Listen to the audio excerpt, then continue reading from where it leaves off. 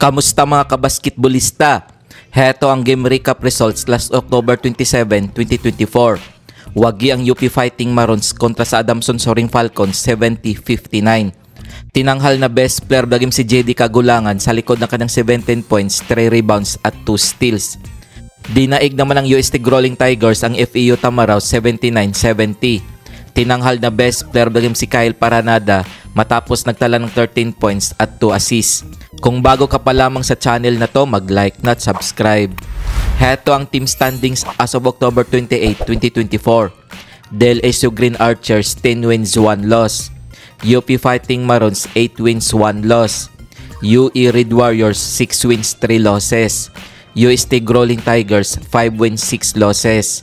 Kung umabot ka dito sa video na to, mag-like na at subscribe. Ateneo Blue Eagles 3 wins 7 losses. Adamson Soaring Falcons 3 wins 7 losses. FEU Tamaraws 3 wins 7 losses. NU Bulldogs 2 wins 8 losses. Heto ang mga laro ngayong October 30, 2024 na gaganapin sa Mall of Asia Arena. Magtutos ang Adamson Soaring Falcons at UE Red Warriors alas 2 ng hapon. Maglalaban naman ang Ateneo Blue Eagles at UP Fighting Maroons alas 6:30 ng gabi. Kung nagustuhan mo ang video na to, mag-like na at subscribe.